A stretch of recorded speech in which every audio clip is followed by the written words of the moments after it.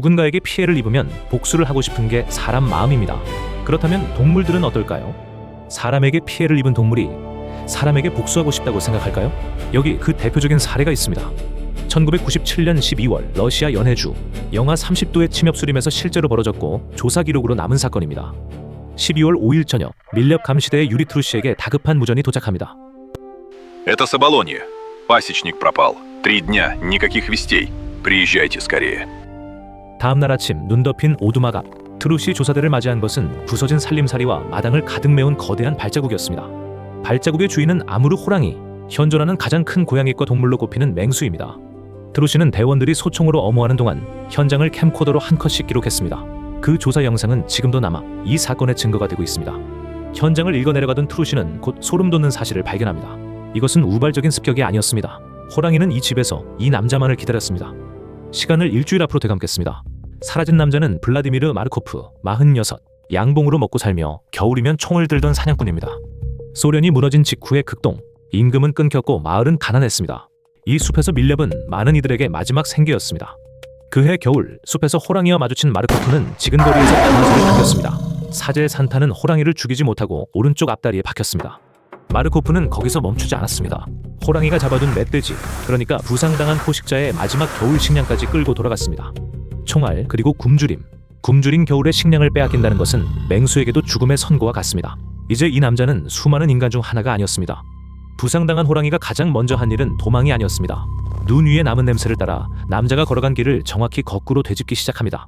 겨울 타이가에서 호랑이의 행동권은 수백 제곱킬로미터에 이릅니다. 그 넓은 숲에서 호랑이는 오직 한 줄의 냄새만을 따라갔습니다. 아무르 호랑이의 후각과 기억은 개체를 구분합니다. 수많은 사람 가운데 자신을 쏜 단 한 사람의 냄새를 골라낼 수 있다는 뜻입니다. 냄새의 길은 사냥길과 벌목로를 지나 한 채의 오두막 앞에서 끝났습니다. 남자의 집이었습니다. 냄새는 문 앞에서 가장 짙었습니다. 호랑이는 집 주변을 돌며 남자의 냄새가 밴 물건들만 정확히 찾아냈습니다. 그리고 도끼를, 냄비를, 형체를 알아볼 수 없게 될 때까지 물어뜯었습니다.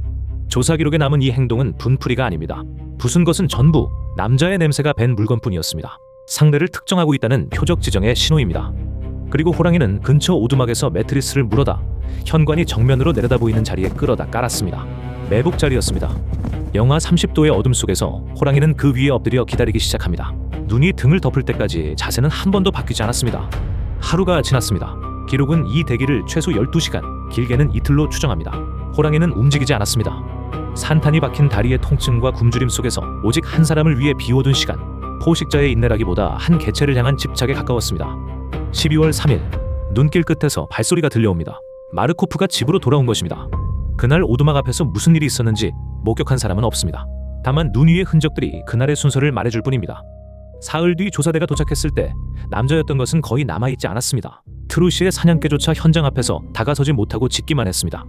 현장을 보고 난 트루시는 결론에 도달합니다. 호랑이는 그 남자를 안 순간부터 단 한 번도 다른 목표를 가진 적이 없었다는 것입니다. 그리고 사건은 끝나지 않았습니다. 장례식 뒤 마르코프의 친구인 젊은 사냥꾼 안드레이 포체프냐가 홀로 숲에 들어갔고 돌아오지 못했습니다. 수색대가 찾아낸 것은 십자가 목걸이와 손목시계 그리고 피에 젖은 옷가지가 전부였습니다. 마을은 얼어붙었습니다. 아이들은 학교에 가지 못했고 어른들은 문마다 못을 박았습니다. 숲은 아무도 들어가지 않는 곳이 되었습니다. 평생 호랑이를 지켜온 트루시에게 그 호랑이를 사냥하라는 임무가 떨어집니다.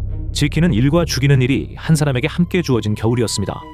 12월 하순, 트루시의 분대가 눈 덮인 강바닥에서 호랑이와 마주합니다. 거리는 겨우 10m였습니다. 호랑이는 숨지도 달아나지도 않았습니다. 정면으로 도약했습니다.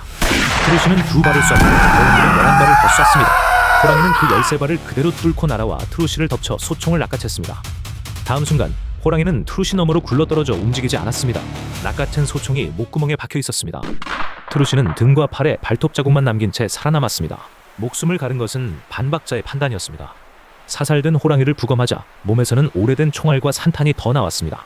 이 호랑이는 그전에도 여러 번 인간에게 총을 맞고도 살아남았던 것입니다. 호랑이는 정말 복수를 한 걸까요? 과학은 복수라는 말 대신 이렇게 기록할 뿐입니다. 자신을 해친 특정 인간을 식별하고 기억하고 추적했다는 것입니다. 다만 분명한 사실이 하나 있습니다. 이 겨울의 숲에서 먼저 방아쇠를 당긴 쪽은 호랑이가 아니었습니다. 만약 여러분이 트루시였다면 그 방아쇠를 당길 수 있었을까요? 생각을 댓글로 남겨주세요. 사바나 컴퍼니였습니다.